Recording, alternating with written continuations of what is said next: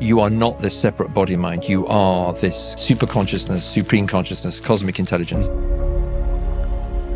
You are the intelligence that's running everything. And that's not from an egoic point of view. It's from the point of view of you are manifesting everything all the time. If you tune into what I would call the cosmic intelligence, amazing things will happen. And it happens when you stop analyzing and agonizing.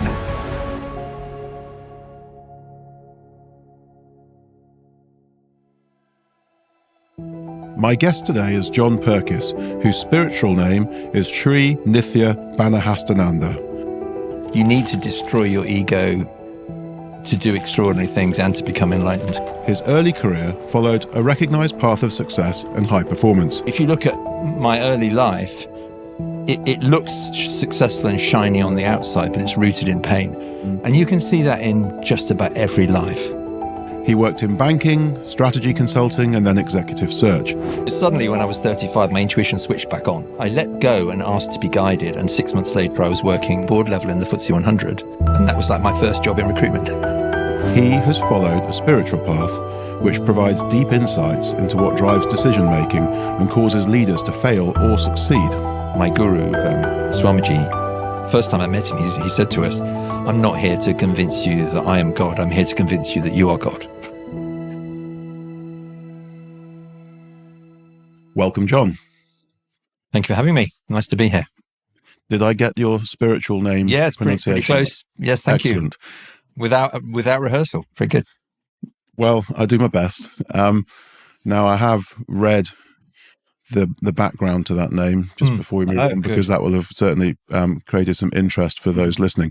Are you able to give a quick insight into the translation of that? Yes, certainly. So in the Vedic tradition, the guru gives a spiritual name to the disciple to show them their path to enlightenment, because everyone has their own path, right?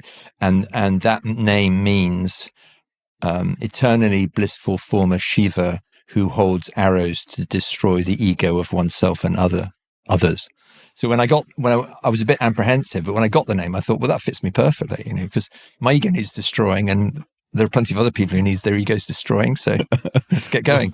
Well, it sounds like a very useful skill to have. And that's also what the books are about. I mean, ultimately, you need to destroy your ego to do extraordinary things and to become enlightened, because people with ego basically not very good at doing things. Gets in the way of their success. Yes. Well, and that's that's going to be the theme of today, I think. And I'm looking forward to talking to you more about your books and about your insights. Where I'd love to start, if that's okay, John, is by taking you back.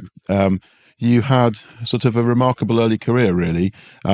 First of all, you succeeded in sort of getting into and going through, an academically selective school, and then you studied at Cambridge, and then at INSEAD, where, as I mentioned, you won sort of first prize there. So you were pursuing success in the classic sense.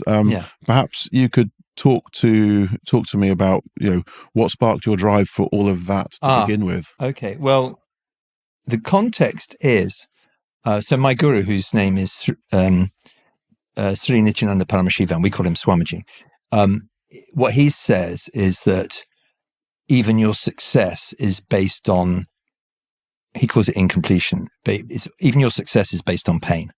So if you look at anybody who's been successful at anything, in nearly all cases, it's rooted in pain, right? So in my case, just to give my example. So we moved to Leicester when I was just coming up to 4. And as you can tell, this is my accent is a southern middle class accent, the one that BBC exports around the world, right? So we arrived in Leicester where the vowels are different and the vocabulary is a bit different. And my first day at school, people laughed at my accent and said I was a bloody nutter. And so that was an obvious initial source of pain. And I discovered pretty early on that the way to get love and appreciation was to work hard and do well in exams. And I wasn't in the football team. I was indoors writing poetry and drawing and doing extra maths. Okay. And so, and I started learning French and German and all this. So if you look at my early life, it looks successful and shiny on the outside, but it's rooted in pain. And you can see that in just about every life. And at that time, before you maybe had those realizations, who would have been your role models that were driving you? Because, of course, that is the setting in which you would have made your decision. If I work hard, I'll get praise. And it worked. It worked really well until I was 25. Yeah, it worked. And when I meet people, the initial success formula, for some people, it works well into their 50s, right? But at some point, the wheels come off. Absolutely. You've had insight subsequent when you'd been through those experiences, when you'd been through school and Cambridge and INSEAD. Through that stage in your life, I imagine you had role models. Yeah, my role model for a long time was our headmaster, who's extraordinary.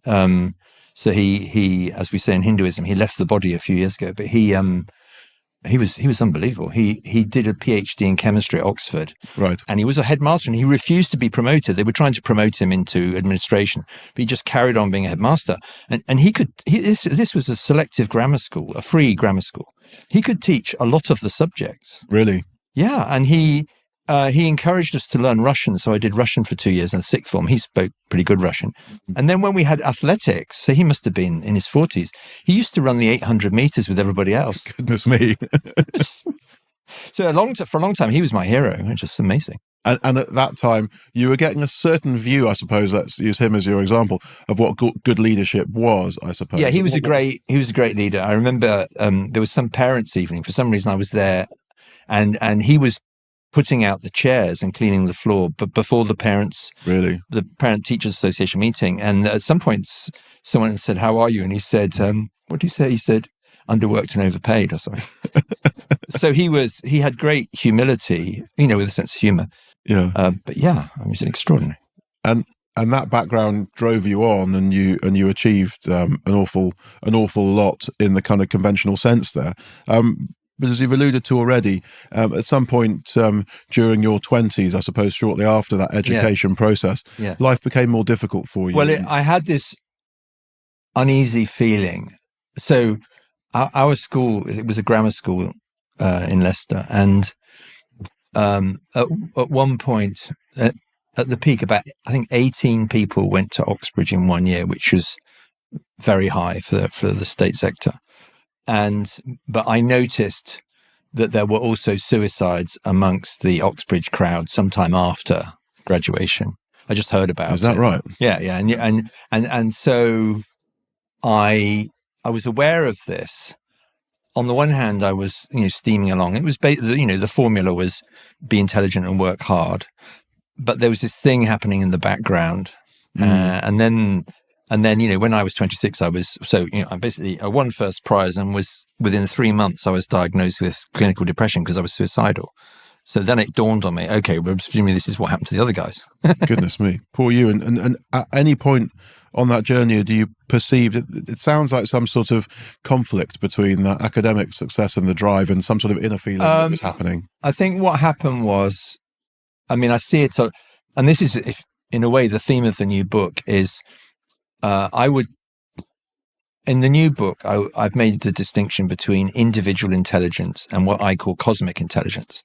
So individual intelligence is based on our brains, essentially. So most people who are Western educated, and that includes a whole load of Indians and Chinese people now, most of us have been conditioned to do things using our individual intelligence. So you're born with a brain. If it's a good brain, you then start developing it, and the basis of Western thought, as it's developed, is the underlying assumption is that we are all separate. That's one assumption, and the second assumption is the world is governed by Newtonian physics, which is, what is it, 300 years old? Yes, it is. Yeah. And mechanistic and systems based in a way that, say, quantum mechanics isn't. Exactly. The point you're making. But most people that I meet in business are still operating on the basis that they are separate. What Eckhart Tolle calls a separate body-mind, like I'm a mind in a body, or some people call it a meat suit. I've never heard that before, but I understand when people talk about, my hand or my foot, as Exactly. though it's a belonging to It's a something separate else. entity. Yeah. So Swamiji says, the mine, the me and mine comes before the I. So even a small child, at some point, they start saying it's mine. Yeah. And then this whole ego develops, right? So most of us have been conditioned that way. And if you look at things like economics, economics is based on the profit maximizing entrepreneur or the utility maximizing individual consumer, or a whole thing. And psychology is based on that. Law is based on the separate person. So most academic disciplines are based on this separation. And so you were starting to become aware at this point, as you were going through this very difficult stage, that separation, maybe, I'm reading between the lines as to what you're saying. You talked about how the mind inside a body, that mind's been put to work and to good purpose with all of the learning and all of the academics, but at some point the body said, hang on, I'm not. Well, what actually happened, I only understood with hindsight. So when I was suicidally depressed, which is, by the way, a really common condition, unfortunately, I felt I didn't know anything about the Eastern traditions, because I went to church and Sunday school for 10 years. Mm-hmm. And so I didn't know anything about Buddhism and Hinduism. But I remember the thing about being really ill was I felt completely separate. And people wanted to help, but frankly didn't know how to help. But there was this huge feeling of separation, which I only understood later when I started learning about the Eastern traditions, because they talk about this artificial separation between ourselves and the rest of the cosmos, and its ego, basically. Mm-hmm. Mm-hmm. And there's something you mentioned earlier that you said a lot of very interesting things already, but you talked about how the Western society thinks in a very individualistic way. Yeah. I would say there are elements where intuitively we all know that there's more to it than that. And I'm going to give examples that may not relate to you or to me, but if you think of a sport, like a crowd of people watching a game of football together feel a common kind of energy. If you go to a music concert, it's the same. So that kind of connectiveness is there, but that's in a participating kind of form. Whereas that very academic process is actually, it's much more abstracted, and it's very propositional, just in our minds, which is separate. You're in your mind, and also, I mean, it's changed now, but at that time, everything was based on individual examinations, right? Well, true. And when I got to business school, then you were starting to be graded on participation or teamwork. But certainly mainstream academia at that time was all individual. And then if that flows through, as you say, into things like economics and a very fragmented view of how everything works, rather than, more as a whole, more as a system, then I can see how your worldview was quite profoundly changed when some of these things started to be realized. Well, to answer your question, what happened was I had a little go at management consulting, and I'd had a little go at investment banking, and was clear I didn't want to do either, mainly because I didn't want the lifestyle. And then when I looked at things that I did want to do, so I thought, well, I'm quite interested in fund management, and I'm quite interested in recruitment, executive search. And then I realized, to my horror, both of these things require tremendous intuition. And what I discovered after all this analysis and also learning languages, all this you might call left brain type activity, I realized my intuition had practically died. I was not intuitive. And I thought, I joined Europe's leading fund management firm. It was the biggest independent fund management firm, with some superstars working there. And I realized they were doing pretty basic accounting, but they had fantastic intuition. Lots of leading today, if you read the blogs or the media on it, is the leaders are encouraged to focus on the data, the analytics, understanding those quantitative answers, which of course are a very important part of progress and a part of everything, but they're not everything and in their own right. And so it's interesting that you point to intuition being central to those areas of work that you were exploring. I think data is really important. Analysis is really important. I would just say it's necessary but not sufficient. And in fact, it wasn't until I got into executive search he's also left the body, but for the first time in my life, when I was 35, I met the chairman of one of the large executive search firms, and he was the first person I met who was highly analytical and highly intuitive. And it's the first time actually I met someone who I wanted to emulate in business. And the person you've described there was at the top of their game. They were basically the leading firm in the top job, and they had that balance of both. Well, he did. he had that balance, and so I suppose that kind of leads us neatly onto what was happening in your career. Yeah. How did that feel as you got into that work? Because you were trying to seek out the kind of the true captains of industry in that firm, and you had maybe a slightly different perspective on what you were looking for versus other people. So could you talk about that? Well, the way I got into executive search is I learned mindfulness by accident while reading a novel, right? So suddenly when I was 35, my intuition switched back on, and I realized I can now do executive search. And I let go and asked to be guided. And 6 months later, I was working a failing business in Paris to one of the best firms in London in 6 months. Bang. By following your intuition. And also asking to be guided.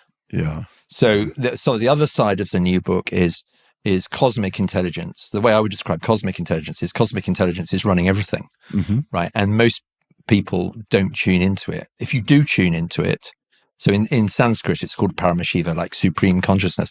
If you do tune into it, magical things happen quite quickly.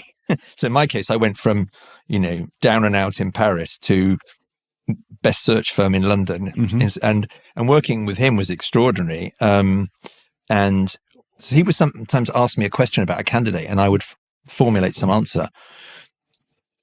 His key question, if I was presenting, I used to recruit CFOs all day long, right? If I was talking about a CFO, and he knew the chief executive, and he'd introduce me to the chief executive, for example, or the chairman, and he would say, "Can you see them together?" And I would come up with some rational explanation, and he would just say, "No, can you see them together?" So it's like a purely intuitive question. Yeah, looking for the chemistry really, and how it would work beyond their personality type. I mean, it could be chemistry, but to me, that's the ultimate intuitive question. I mean, this guy had a PhD in astrophysics, right? Yeah. So extremely bright, but he would, for me, that is a very intuitive question. You could be chemistry, but it could be, essentially, what is your intuition telling you? Yes or no? And the pair of you were obviously doing something right, because you were placing some important roles in some of the world's biggest firms. It was extraordinary, because when I was 35, I was working at board level, 35, 36. I was working at board level in the FTSE 100, and that was like my first job in recruitment. That's a huge responsibility, isn't it? Because these are the businesses that drive the economies that run the world, and you're placing the people making the most influential decisions. And he also, I was some of these assignments, he didn't really get involved. He didn't meet the candidates, so I was just doing them on my own. Well, you'd obviously demonstrated your ability through your intuition, through everything else, to make those assessments. He seemed happy. Yeah. And one of them, to be fair, got promoted from CFO to CEO of a FTSE 100 company, and I was 37, something like that. So brilliant. And you'd placed him. Yeah. And our glorious chairman didn't meet him. Yeah. Well, maybe you could talk to us about what you learnt about the differences between the truly capable leaders that you came across, and maybe the ones that were less capable. I would say, in fact, the way I got into writing books was the chairman wrote books, and I edited some of them, and he had a really interesting model, which it fits very neatly with neoclassical microeconomics.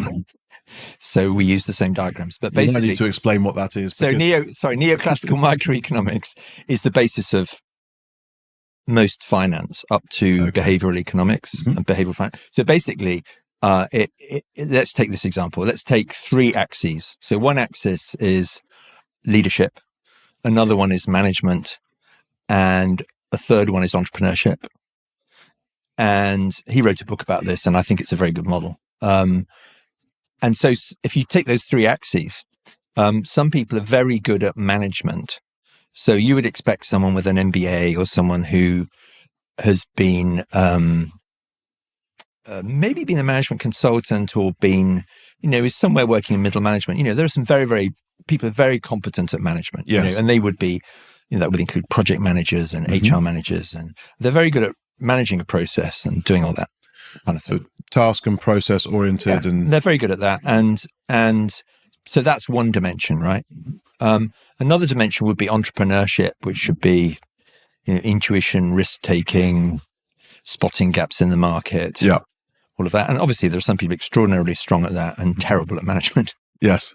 And then the third dimension would be leadership, which is much more about having the vision, defining where we're going, keeping people on board, possibly even attracting the right people and scaring off the wrong people.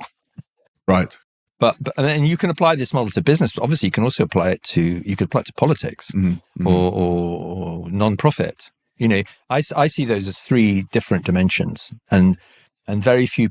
It's actually, there are people who are really strong at all three. It's very rare. And the people that you were looking for those very senior roles, you were looking for that third dimension of leadership in the corporate sector. So not just UK, but everywhere. I mean, in the corporate sector, you'd be typically looking for someone who's great at leadership. Yes. And then what's really striking about it is that there are lots of very competent people who just aren't good leaders. They're very good managers. And unfortunately, some people get promoted into jobs that they can't do. Sure, because if they're operating in a FTSE 100 leadership role, there's an expectation that there's a necessity that they'll operate in a certain way. And through your own experiences from how you'd evolved in your approach to life and your perspective over that time, how did that broader perspective that you bring influence your headhunting? Well, hugely. So as I mentioned, I learned mindfulness while reading a novel, not knowing what it was. I basically learned to bring my attention to my breath and to my senses, and then be present. And this was through reading, through a novel, through a story, as opposed to some sort of self-help book or anything. Well, it was basically a self. I'm not recommending the book, but I'll tell you what it's called. It's called Rich Man's Secret. And it's written by an American guy, and he basically is. So The Power of Now by Eckhart Tolle was published the following year, but he's basically describing mindfulness, but he does it in the form of a novel. So the character in the novel is completely stuck, and then he meets this man who says, well, he keeps saying now knows return to now, and the very simple exercise is just keep returning to the present moment, keep bringing your attention to your breath, keep bringing your attention to your senses, and then you'll find yourself in the present moment. And I just kept doing this thing, and then suddenly I realized my thoughts were dying down, and suddenly my intuition was switching back on just by being present. I mean, nowadays, lots of people learn to do this through mindfulness, but there are other techniques. I mean, some people learn it through yoga. Yes. There's certainly huge demand for, mindfulness and yoga, and people looking for alternatives to the kind of busy, rushed sort of short-term bypasses in life. And hopefully when we get on to talking about your books, we can bring out some more of these themes. And so when you were placing your candidates and looking for the best of them, that actually what you were looking for were people that could step outside of the concerns and thought processes and anxieties of what might happen into what the situations they were experiencing were, so they could be more mindful about it. I wouldn't say that. I mean, also, I believe consciousness is evolving and people are changing, right? The whole of humanity is changing, right? But to answer your question, there were two things. One was I learned to be present and observe my own emotions and thoughts. And you can imagine in any organization, there are people who completely lose it from time to time. And especially if you're in a professional partnership, right? Yes. And so the first thing was, when people went completely nuts, I would stay completely calm until they'd finished. So you get promoted to partner because you haven't had a fight with anybody, in addition to meeting the numbers, right? So that's the first thing. Okay. And second thing was, in terms of actually doing the work, is I would, read someone's CV, look at the annual report, look at the financial performance of the companies they'd run, all of that, right? Thinking like a shareholder. Mm-hmm. And then just sit and listen to them. And back to my colleague's question, can you see them together? If I know the chairman or the chief executive, if I've met them, then if I meet the candidate who is a CFO or a chief executive, my intuition will tell me whether they'll fit or not. I just know. And I've spoken to quite a few colleagues about this. It's embarrassing because they may articulate it in a different way, but they know within 2 or 3 minutes if someone's a no, and then they have to make polite conversation. Right. Because they're very tuned into what their client needs. They just know this person, my client's going to hate this guy or this isn't going to work. But they know within a very short space of time, right?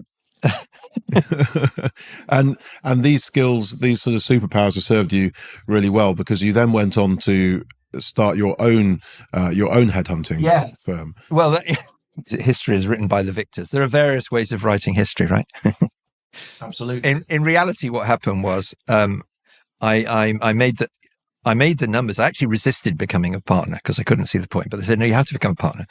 So I became a partner. And a year later, there was this massive downturn and they fired half of us. Oh, dear. At least. I mean, loads of partners got fired. And so I sat at home diligently completing one of my assignments because I wanted to get it finished. And, by the way, they fired me just after clients started coming to me saying, can you recruit a chief executive for us, right? So your reputation had started to get out there. Well, what happens in executive search is you start off, doing your own research, and then you start doing searches for other people. Yeah. And at some point, you have a reputation, clients come to you. So they fired me just at the point where clients had started coming to me. So I was sitting at home, and then I get this phone call saying, oh, I'm being promoted. Can you please recruit a CFO for us? And this was quite a big mid-cap company. And it was the perfect assignment. So to answer your question, the business started itself. I didn't even write a business plan.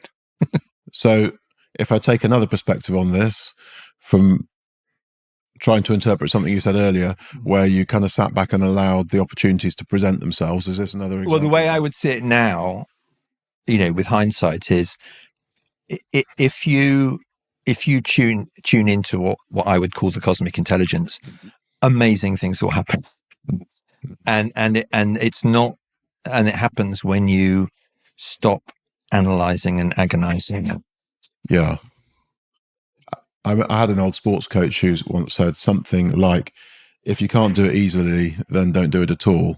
And it was the intent behind it was, even in a game, if you can kind of switch off and let things happen, which, to be slightly challenging, people would accept that far more if you're watching a great tennis player on a court and you think, they're really in the zone doing it. Yeah. But if you start talking to someone about cosmic consciousness, they'll say, well, I'm a bit cynical about that. No, I understand that. I mean, I just used that word because I was looking for a way to express this thing. So, for example, if we look out the window, right, birds are flying, trees are growing, miraculously, most people aren't concentrating while they're driving cars. Amazingly, most of them don't crash into each other, right?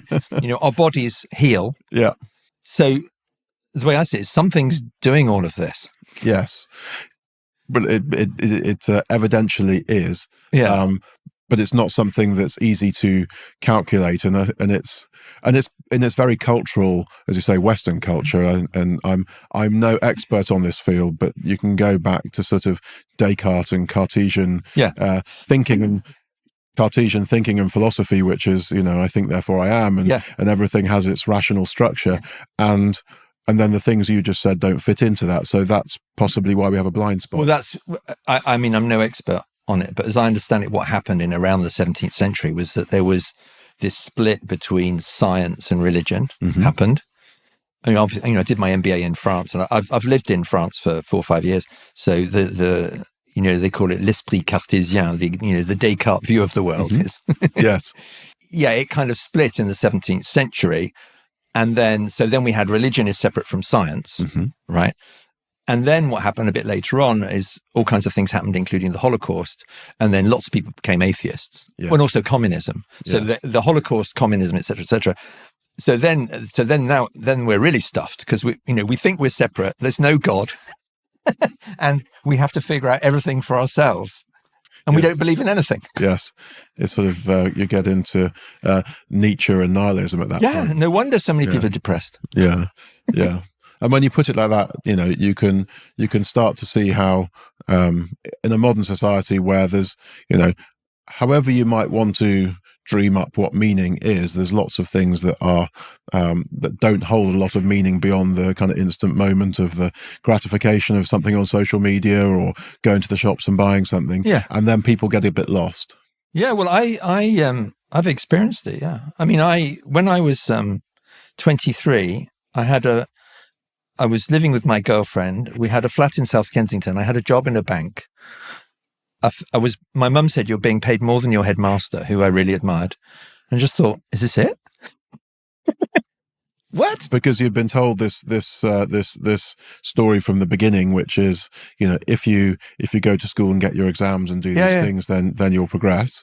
And actually, you're saying that when you progress to being a founder and doing things for these FTSE 100 companies, that was less because you were kind of choosing that exact project plan that you were going to implement, and more because circumstances arose for that to happen. Yeah. So the transition, I mean, there are other words for cosmic consciousness. One is supreme consciousness. But for example, anybody who, excuse me, so you and I both meditate, right? So that's right. Anybody who experiences silent meditation, so in, transcendental meditation, possibly Zen, possibly mindfulness, if you do it really deeply, is you experience, and I would imagine a lot of people listening to this have experienced being conscious with no thoughts, right? So, and you might have had that standing on top of a mountain or scuba diving or something. But I think I do meditate, you're right.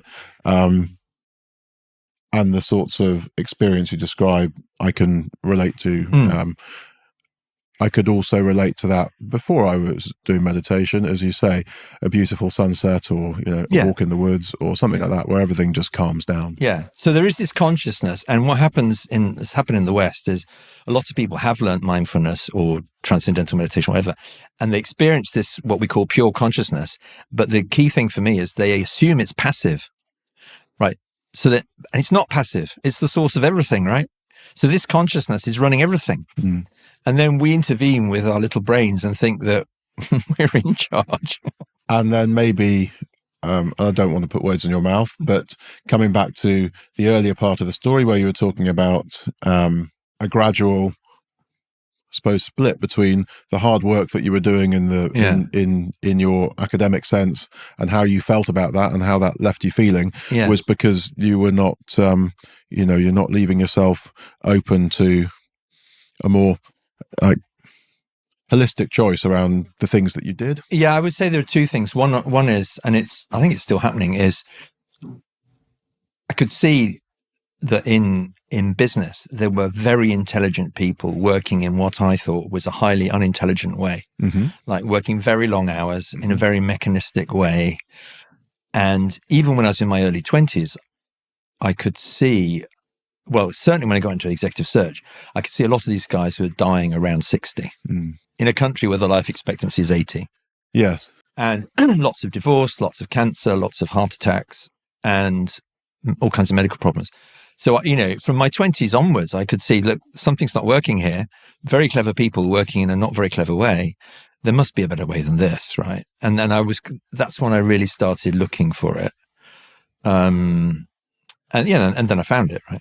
So that's a nice, neat point, I think, for us to talk about the work you've been doing with your writing. So you've got a different perspective from the one that you'd had before and that many people have around, a good life and what leadership looks like. And then the first book that I'd like to talk about is Brand You, because it seems to me that's really talking about capturing authenticity, which is where all parts of you come together and you're authentic. Yeah. Could we talk about that? Yeah, definitely. What sort of brought you to write that book in the first place? So just to fill in the gap, the first book was called How to Be Headhunted. And that was because I kept meeting people who wanted to be headhunted, who didn't understand how headhunting worked. Right. So I basically, in 10 days, wrote down, this is how it works. This is how you get a job through a headhunter. Yeah.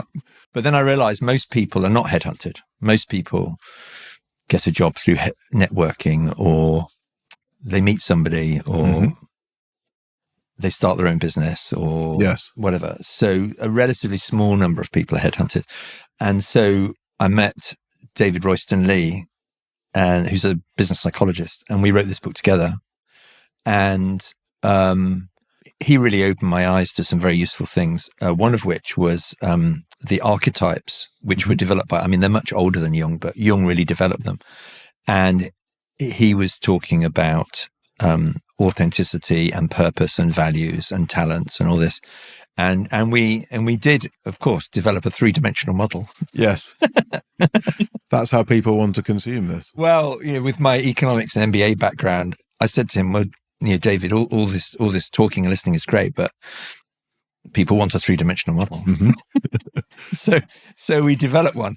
And the authenticity part, and by the way, he's now produced another edition, but what it boils down to is, okay, what are my talents? What comes to me naturally?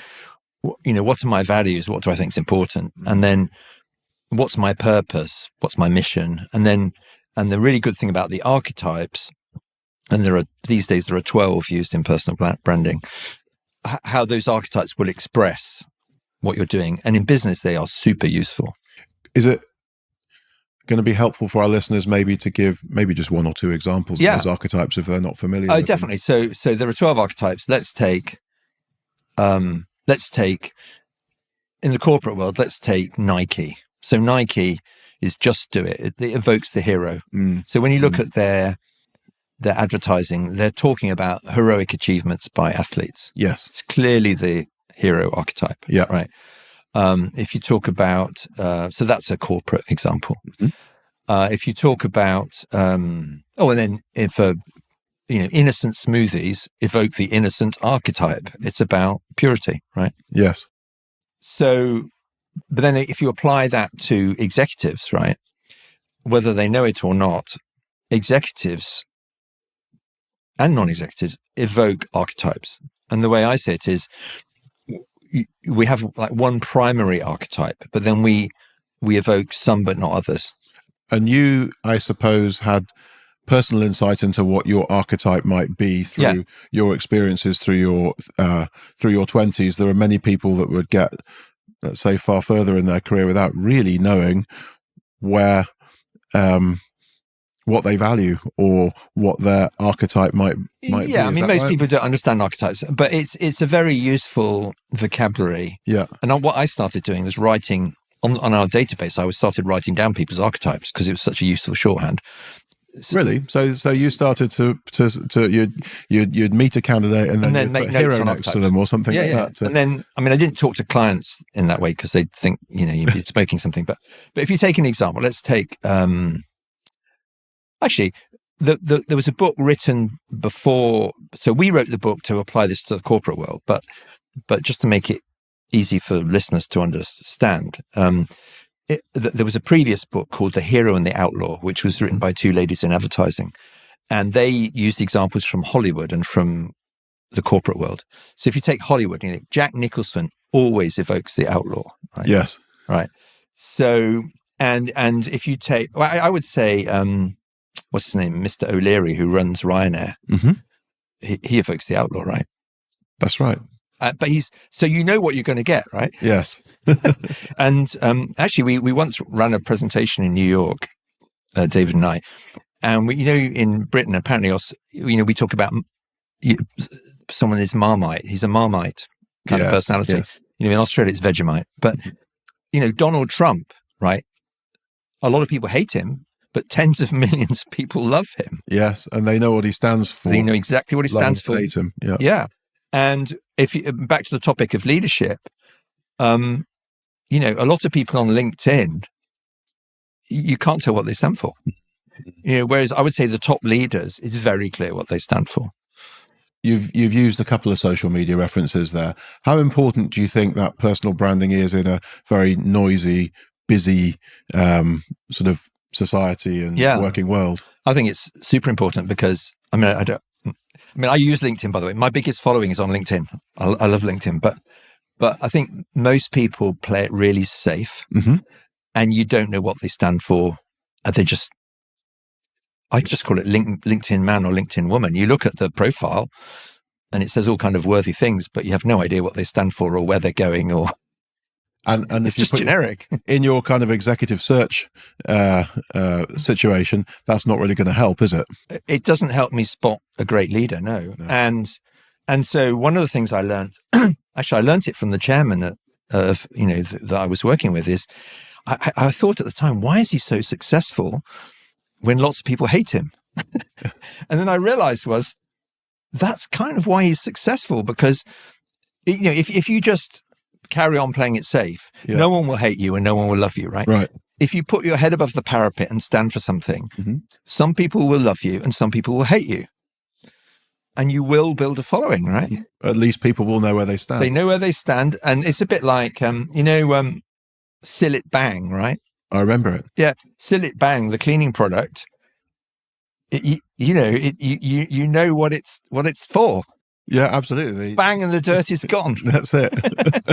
It's not, it's kind of quite good and I can't really say what it does. And, Yeah, they don't want to offend anybody. From nothing to having a huge brand by being kind of very in your face and saying, this is what our product does. And, who is Barry and why does he shout all the time? Yeah. I'd like to move on now and talk about your best-selling book, The Power of Letting Go. Perhaps you could tell us about how that book came about, because you've told me off air a little bit about that before, and its circumstances were interesting as much as its success. Yeah. So what happened was I came back from France. I was working in the UK, and I was working in executive search, and I still felt stuck in some ways. And I realized that a lot of people are stuck. In fact, most people are stuck. So if you look at health, wealth, and relationships, so I was meeting all these super successful people, some of whom were billionaires, but they're all stuck. I mean, in some way, like some of them were on their 10th marriage. Some of them kept getting cancer or some illness. So they were stuck in their particular way. And then when I met other people who meditated, some of them were like, blissful relationships and perfectly healthy and no money. So what I realized was just about everybody's stuck in some way. Yes. There's something that they're wrestling with. Yes. The other thing, rather very sadly, is I realized, one day someone should do a PhD on this. The life expectancy of billionaires of their children is quite low. If you look at what happens to the children of super wealthy people, they have their own set of problems. So I realized, okay, so everybody's stuck in a particular way. So what can we do about this? And I got deeper and deeper into, I'd learned mindfulness, as I mentioned, and then I started going to classes in the UK which were based on the Vedic tradition. So Veda meaning, some listeners may know, the Latin root of the word science means knowledge. The Latin root of the word Veda means knowledge. So the Vedic tradition is closely associated with Hinduism, Buddhism, Jainism, and even Taoism. I would say Taoism is very close to the Vedic tradition. And it's a knowledge tradition that comes from the Himalayas, is that right? It's possibly 10,000 years old. I would say Hinduism is the modern form. It's become Hinduism. But the assumptions behind it are massively different from the Western tradition. So I would say the Western tradition has become, it wasn't necessarily 2,000 years ago, but what it's become is this whole thing about separation. I'm a separate body mind. If I believe in God, God is separate. So if you look at Judaism, Christianity, and Islam, God is separate. Yes. Right. And quite possibly sitting in judgment or not approving of what I do or whatever. Whereas the Vedic tradition is, my guru, Swamiji, first time I met him, he said to us, I'm not here to convince you that I am God. I'm here to convince you that you are God.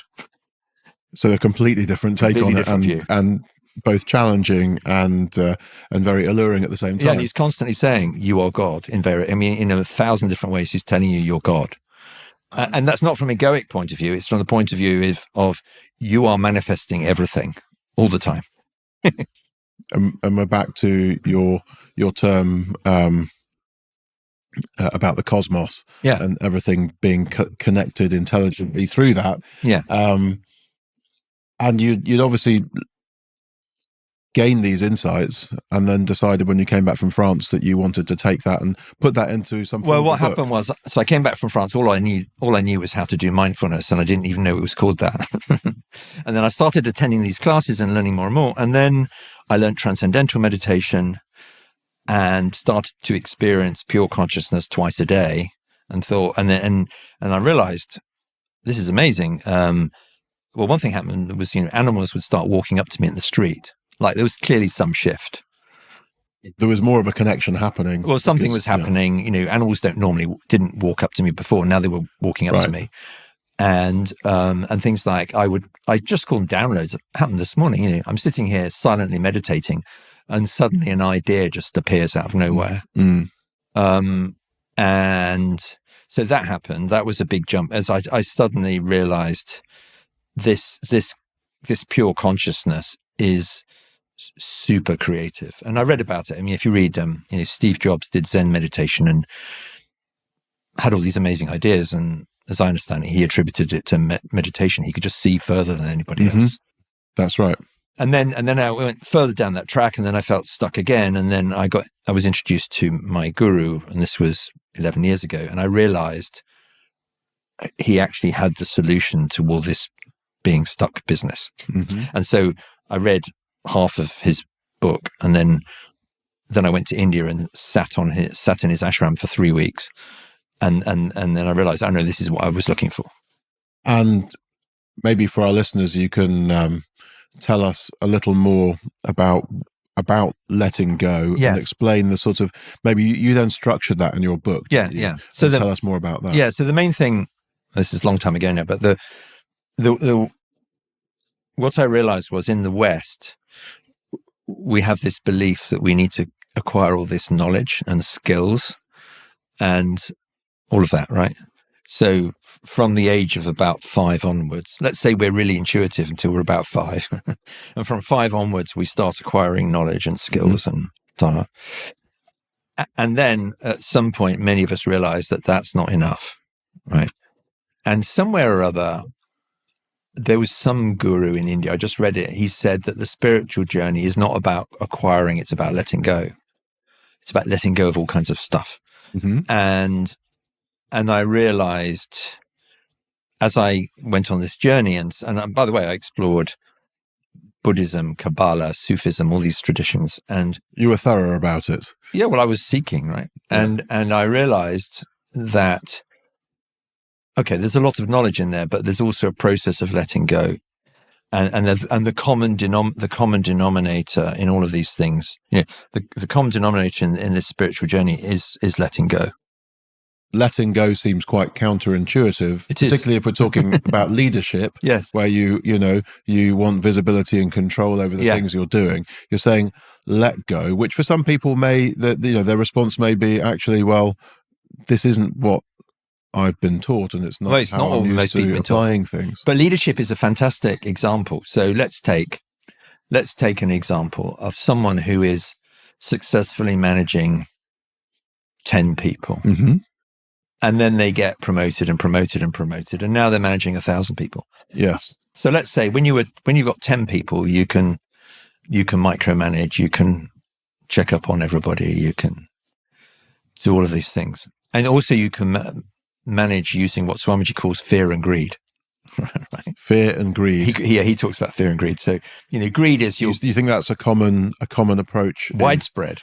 Right. Nearly everybody is motivated, unless they've gone a fair way down the spiritual path. Nearly everybody's motivated by fear and greed. Yeah. So fear of what? Well, could be fear of being promoted.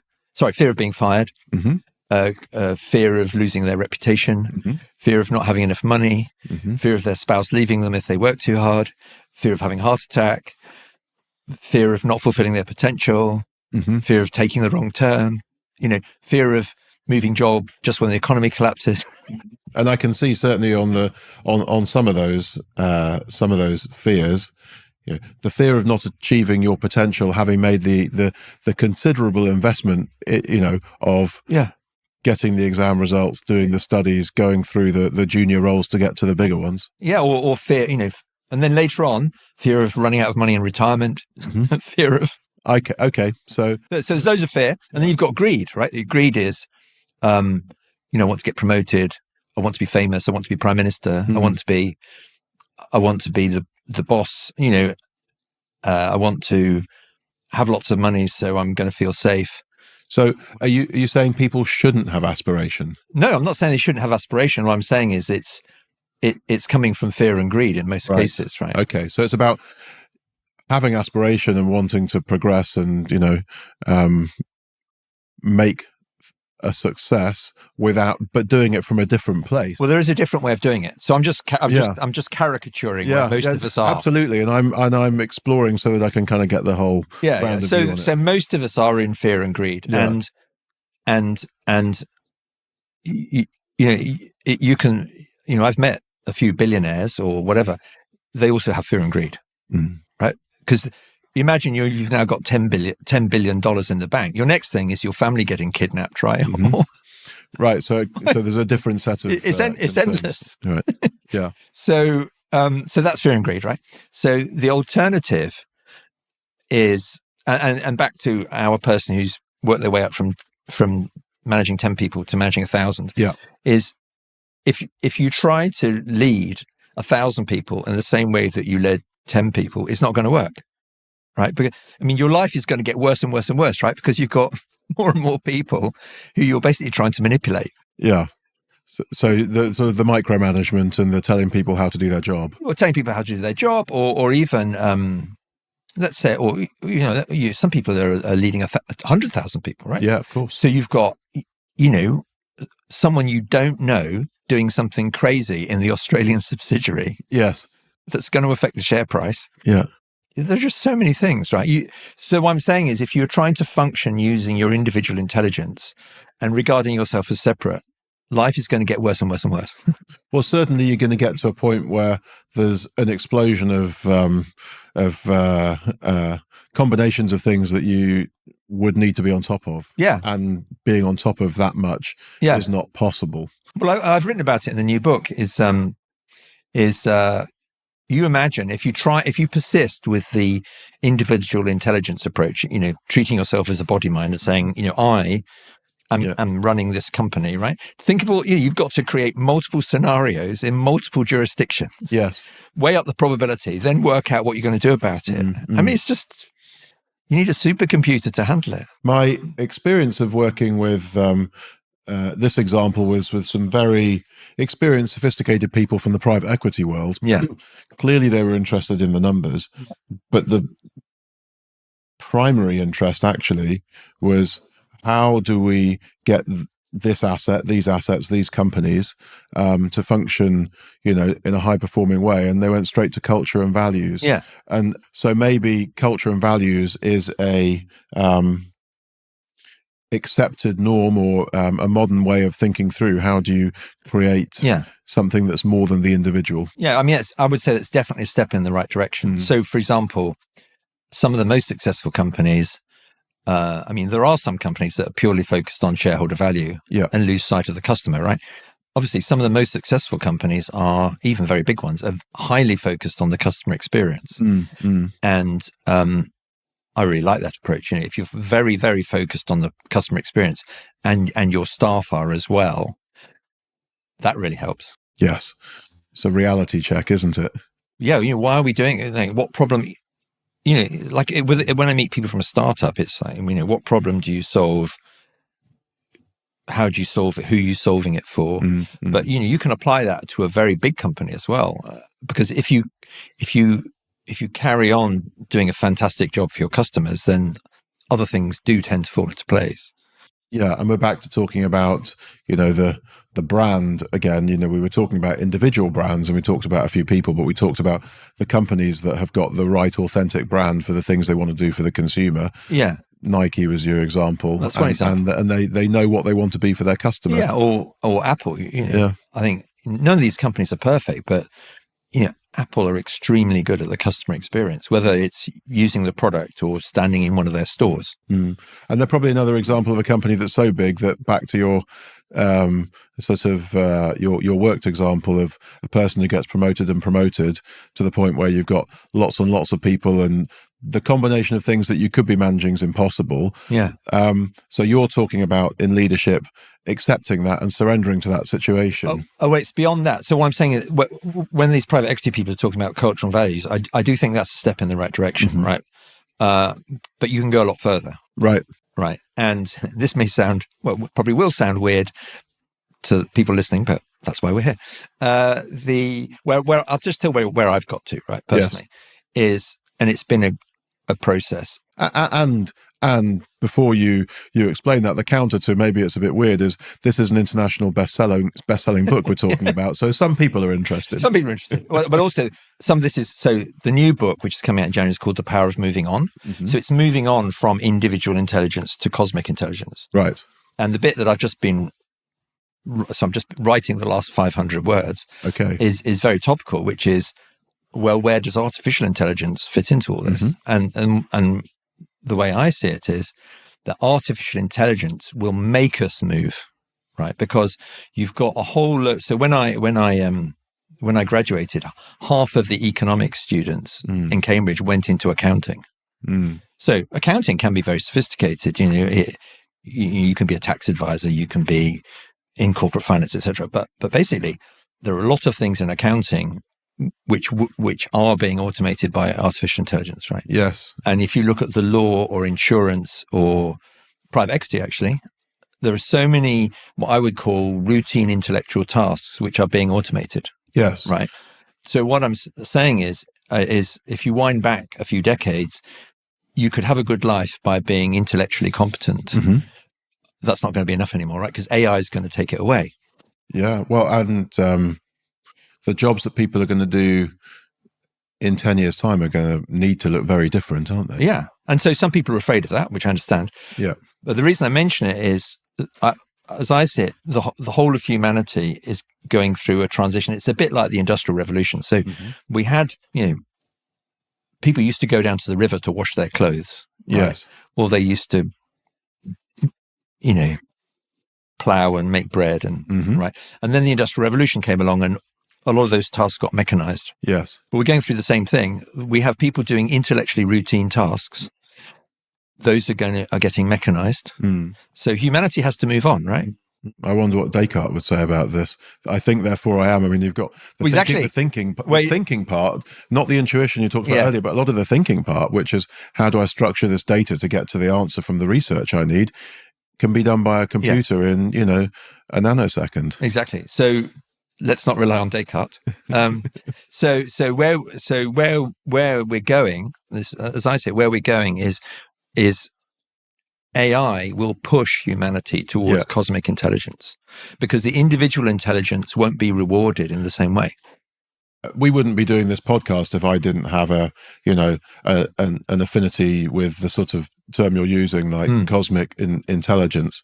If we can use a different term. Well, I'm wondering for our listeners what other terms you could use, accessible terms that people might. Yeah, no, I've only used that term because in the new book we've had to say what we're moving from and to. Yes, and most people who read these books are intelligent, but they've been conditioned to believe that their intelligence is individual. So that's why I'm calling it. And by cosmic, I mean the intelligence which is running the cosmos. Collective intelligence. No, it's not even collective. It's more than that. Other words for it would be supreme consciousness. So not the individual consciousness, but the consciousness which is in everything. So, for example, actually, the consciousness that makes a rugby team successful is not individual, right? It is a collective. It's collective. People call it a vibe or a team spirit. I was once. I mean, I rowed very badly in a very lowly boat at Cambridge for one term, but I once ran alongside the Oxford and Cambridge boat race in Barnes, and I was astonished by how fast they go. Yeah. And so that's an example of this collective intelligence when 8 people really connect. Yes. Yeah, on a level that people wouldn't really put into words. Well, you don't know until you try to run alongside it. Yeah.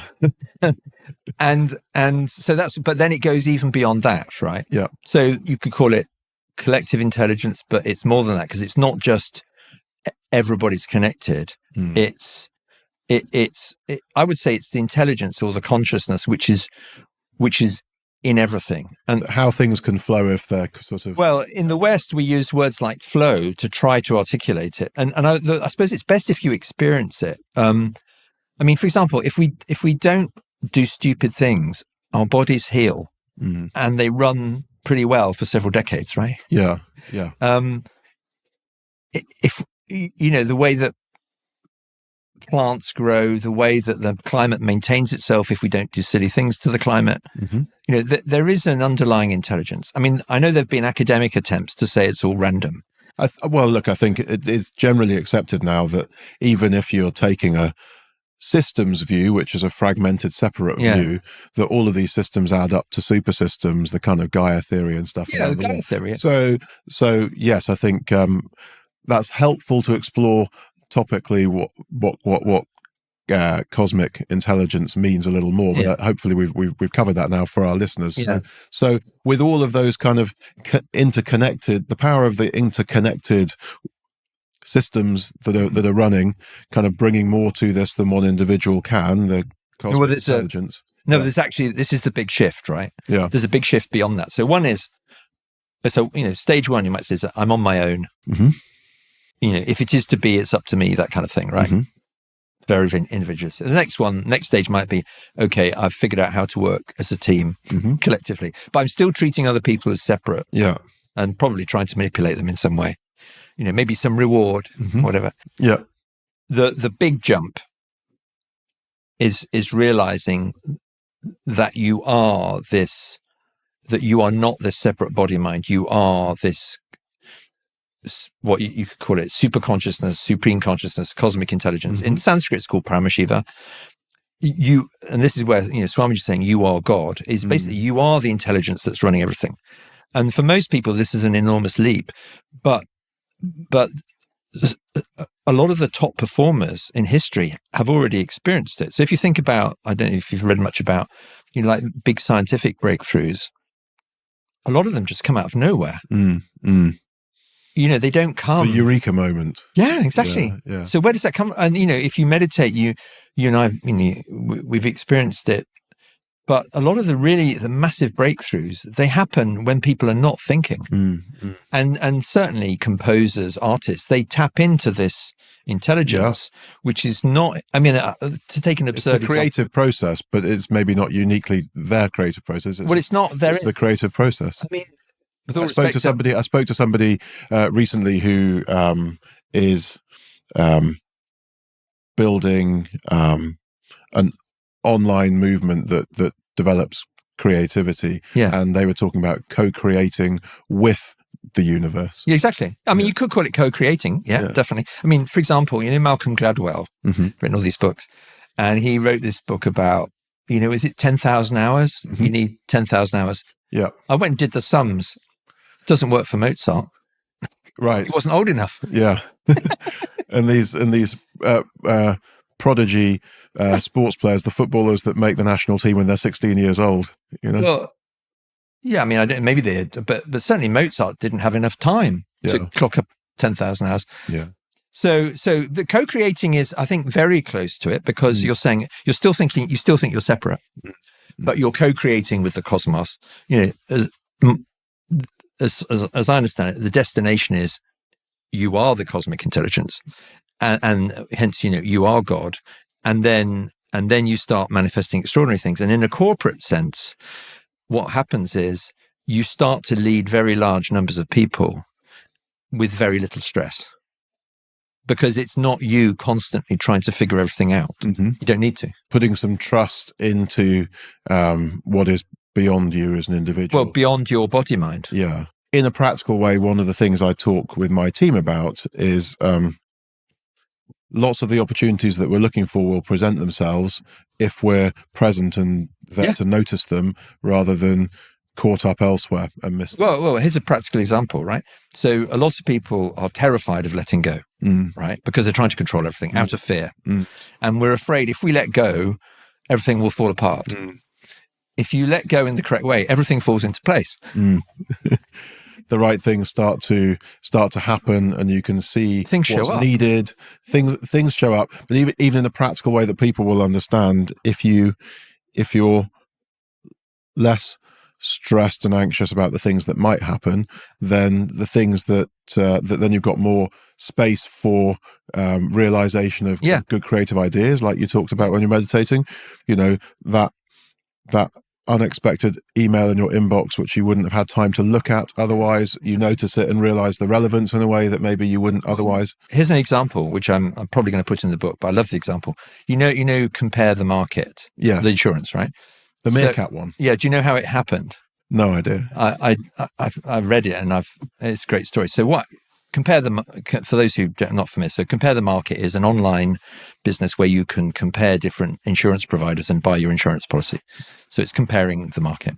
And apparently what happened is one of the creative team in the advertising agency, you know, by the way, insurance is quite hard to market, I think. Yeah. Yes. So apparently he was cycling through Battersea Park. He went past the zoo, and there was a sign that said, "Come in and see the meerkats." Right.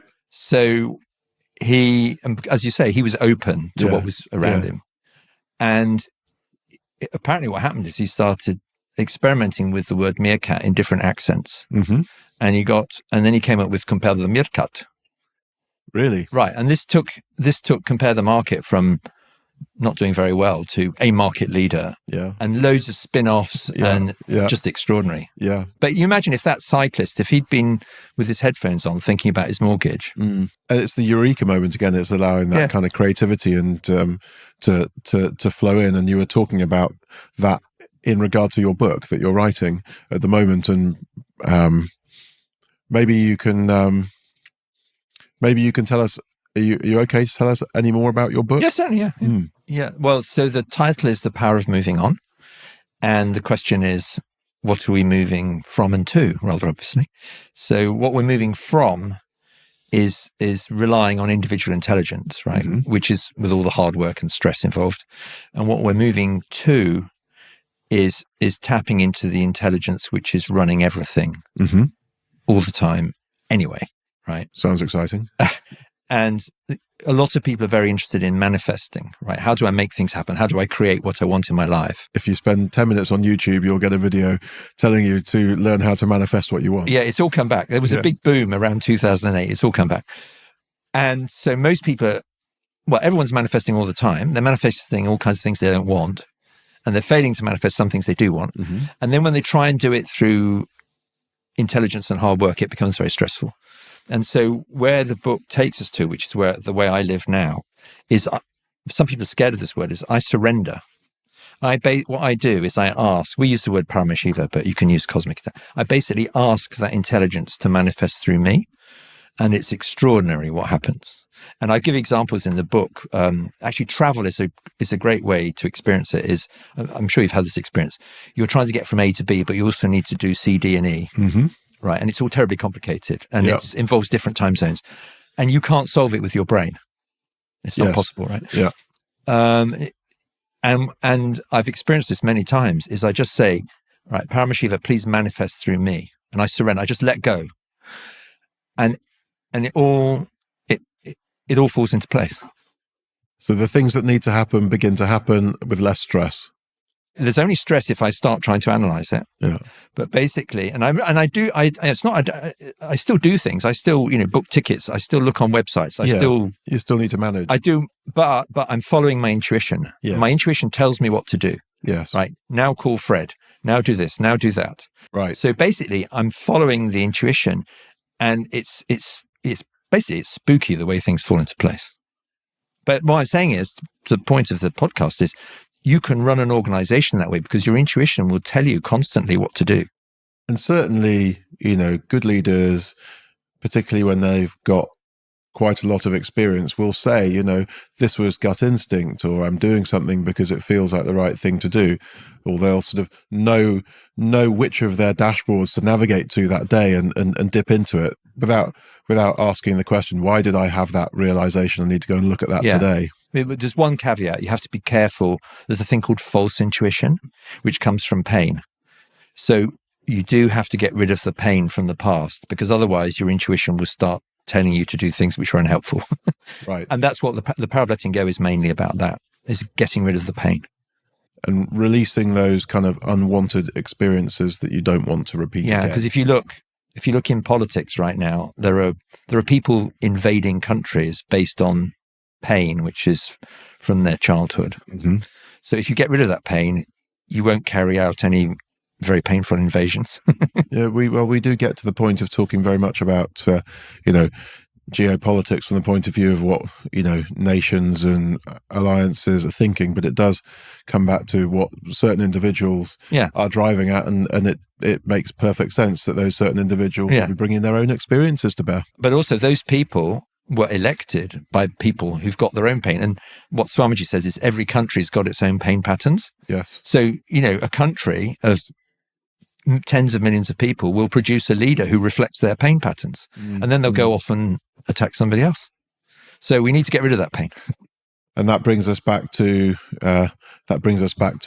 Jung and the collective, and how you can have whole groups of people with certain psychological profiles that are aligned, and they get together. Yeah. So I could keep talking to you all day. This has been a fascinating conversation. I really enjoyed our conversation. Thank you. So John Banahasta, thank you very much for coming on the Whole Leader podcast and spending some time with us today. I'm sure our listeners will have found that fascinating and given them lots of things to reflect on. So thank you very much. Thank you.